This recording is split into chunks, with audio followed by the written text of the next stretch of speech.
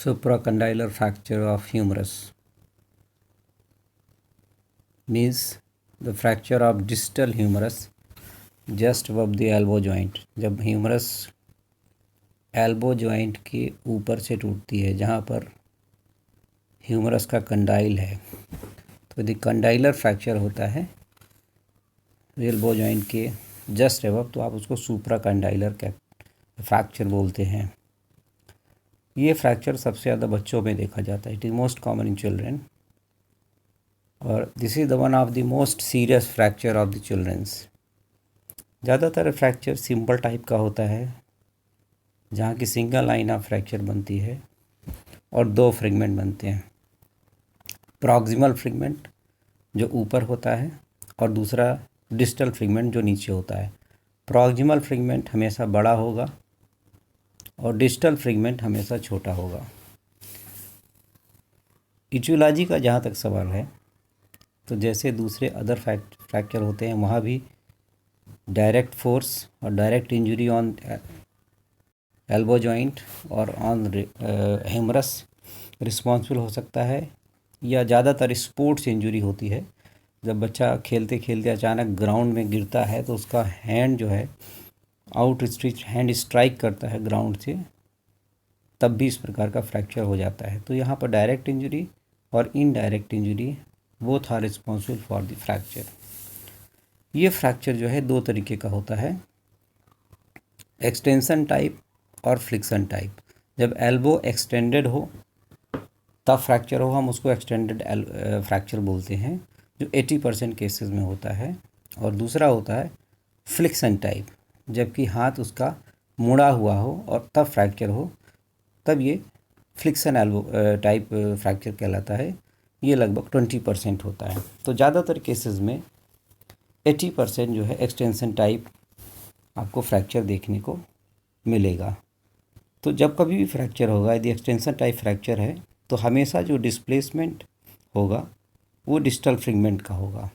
तो यहाँ extension type में डिस्टल फ्रेगमेंट बैकवर्ड जो है डिस्प्लेस होगा, और टाइप में हमेशा ये फॉरवर्ड डिस्प्लेस होगा, जैसे कि फिगर में भी दिखाई पड़ रहा है। यहाँ पर डिस्टल फ्रेगमेंट का डिस्प्लेसमेंट है दिख रहा है, फ्लिक्सन टाइप और एक्सटेंशन टाइप। अब बात आती है क्लासिफिकेशन की। तो क्लासिफिकेशन यदि इसका देखा जाए तो टाइप फर्स्ट में अनडिस्प्लेस फ्रैक्चर हो सकता है, केवल क्रैक हो सकता है। दूसरा टाइप सेकेंड में डिस्प्लेसमेंट हो सकता है, लेकिन पोस्टीरियर साइड में हो सकता है। और टाइप थर्ड में डिस्प्लेसमेंट हो सकता है, वो पोस्टरोमीडियल हो सकता है या पोस्टरोलेटरल हो सकता है। स्टैटिक्स का जहाँ तक सवाल है, तो ज़्यादातर एज ग्रुप जो है बच्चों का 5 से 8 साल देखने को मिलेगा। 84% बच्चे ऐसे हैं जो 10 साल से कम के होंगे, और ज़्यादातर ये बॉयज़ में होता है। 63.6% जो है ये बॉयज़ में होता है, कि बॉयज़ खेल कूद में कंपैरेटिवली ज़्यादा आगे रहते हैं। साइड जहाँ तक सवाल है, तो राइट साइड में भी हो सकता है, लेफ़्ट साइड में भी हो सकता है, लेकिन देखा जाता है कि 58.6 लेफ़्ट हैंड में और 42.4% राइट हैंड में देखा गया है। कंपाउंड फ्रैक्चर भी हो सकता है, 2 से 3% ऐसे केसेस होते हैं जहाँ कंपाउंड फ्रैक्चर होता है। और एक्सटेंशन टाइप जैसे भी हमने बताया था कि एक्सटेंडेड एल्बो के साथ गिरने के साथ 97.7% आपको एक्सटेंशन फ्रैक्चर के दिखाई पड़ते हैं।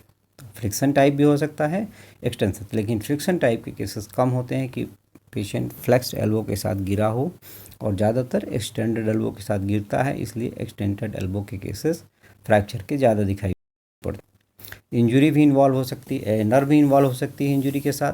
Radial nerve, medial nerve, ulnar nerve, तीनों का इन्वॉल्वमेंट इसमें हो सकता है। अब यदि हम डायग्नोस्टिक क्राइटेरिया की बात करें, तो क्लिनिकल फीचर जैसे कि दूसरे फ्रैक्चर में है उसी तरीके से होगा कि हिस्ट्री मिलेगी डायरेक्ट और इनडायरेक्ट इंजरी की और फॉल डाउन की। सिम्टम सेम होंगे, pain, swelling, functional loss, crepitus, deformity, जो भी आप पढ़ते आ रहे हैं, shortening of limbs. Attitude of patient जो है यहाँ पे भी इम्पॉर्टेंट है कि support of fracture side elbow with the healthy hand. यहाँ भी पेशेंट फ्रैक्चर साइड के एल्बो को हेल्दी हैंड से सपोर्ट करके रखेगा। जब आप एग्जामिनेशन करेंगे तो जो बैकवर्ड शिफ्टिंग हुई है लोअर डिस्टल फ्रेगमेंट की, वो ज़रूर उभार के रूप में आपको दिखाई पड़ेगी। दूसरा एग्जामिनेशन इम्पॉर्टेंट है कि रेडियल और अल्नर पास ज़रूर चेक करें, क्योंकि कई बार फ्रेगमेंटल डिस्प्लेसमेंट की वजह से रेडियल आर्टरी या अल्नर आर्टरी के ऊपर प्रेशर की वजह से पल्स में भी प्रॉब्लम आ जाती है, इसलिए उसको बहुत देखना ज़रूरी है। इन्वेस्टिगेशन का जहाँ तक सवाल है तो यहाँ एक्सरे ज़रूर लिया जाएगा, anteroposterior and lateral view, routine blood test किया जाएगा। मैनेजमेंट में सेम फर्स्ट एड वही है, immobilisation, rest, analgesia, if required sedation and refer to hospital, क्योंकि मेन ट्रीटमेंट हॉस्पिटल ट्रीटमेंट ही है। हॉस्पिटल में एडमिशन के बाद एक्सरे होगा, कन्फर्मेटरी डायग्नोसिस बनाई जाएगी, उसके बाद 3 स्टेप हमने आपको बताए हैं, रिडक्शन, रिटेंशन एंड रिहेबिलिटेशन। तो यदि ऐसे केसेस में दोनों तरीके का रिडक्शन पॉसिबल है, क्लोज रिडक्शन भी हो सकता है, ऐसे केसेस जहाँ ज़्यादा कॉम्प्लिकेशन नहीं है, डिस्प्लेसमेंट ज़्यादा नहीं हुआ है, ऐसे केसेस में क्लोज रिडक्शन किया जाता है और पहले रिडक्ट किया जाएगा, फिर उसको रिटेन किया जाएगा, है ना। तो रिडक्शन में by the traction and counter traction के द्वारा किया जाएगा under the GA, general anaesthesia दे के पेशेंट का करना पड़ता है, बहुत पेनफुल होता है।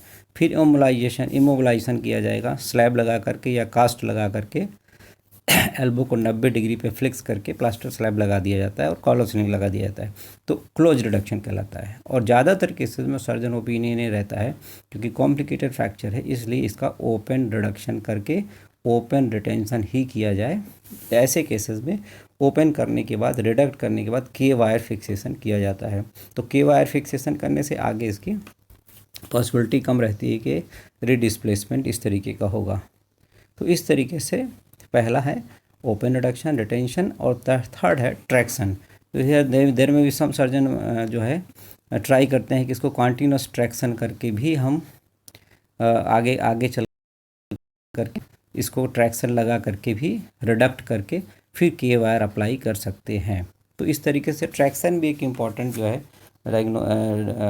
है मैनेजमेंट का टूल है, जिसके द्वारा किया जा सकता है। तो यहाँ पर close reduction, close retention, second open reduction, open retention and sometime traction में भी अप्लाई। तो ऑपरेटिव ट्रीटमेंट यहाँ पर ज़रूरी होता है, क्योंकि ऐसे केसेस कॉम्प्लिकेटेड केसेस होते हैं। और यहाँ हमने आपको स्लाइड में भी दिखाया हुआ है कि मैनेजमेंट करने के बाद सबसे पहला है कि यदि आप ओपन रिडक्शन, क्लोज रिडक्शन और क्लोज रिटेंशन कर रहे हैं, तो क्लोज रिटेंशन करने के बाद आपको रेगुलर 48 आवर तक पल्स पेशेंट की चेक करना पड़ती है कि स्लैब लगाने के बाद पल्स में कोई दिक्कत तो नहीं आ रही है, क्योंकि रेडियल आर्टरी पल्सेशन यदि मिलता रहेगा मतलब सब कुछ ठीक चल रहा है। तो ऐसे केसेस में पल्स को रेगुलर चेक किया जाता है, और यदि पल्स ठीक चल रही है मतलब कास्ट ठीक लगा हुआ है। लेकिन ज़्यादातर सर्जन की प्रायोरिटी ये रहती है कि चूँकि ये कॉम्प्लिकेटेड केस है, इसलिए यहाँ पर सर्जिकल ट्रीटमेंट ही ट्राई किया जाए और सर्जिकल रिडक्शन किया जाए। सर्जिकल रिडक्शन करने के बाद सर्जिकल रिटेंशन भी किया जाए, जहाँ के अभी हमने आपको डिस्कस किया कि के वायर फिक्सेशन करना पड़ता है। जो सबसे इम्पॉर्टेंट चीज़ है कि के वायर जो है यहाँ पर लगा करके, इनलेज लगा करके उसको फिर रिटेन कर दिया जाता है, और जो वुंड है उसको स्टिच कर दिया जाता है। तो ये इम्पॉर्टेंट टॉपिक है जो आपके एग्जामिनेशन में आ सकता है, सुप्रा कंडाइलर फ्रैक्चर ऑफ ह्यूमरस, क्योंकि कंडाइल के ऊपर से ठीक टूटा है। ये फ्रैक्चर सबसे इम्पॉर्टेंट चीज़ बच्चों का फ्रैक्चर है, और ये बच्चों में बहुत ज़्यादा देखा जाता है। Thank you.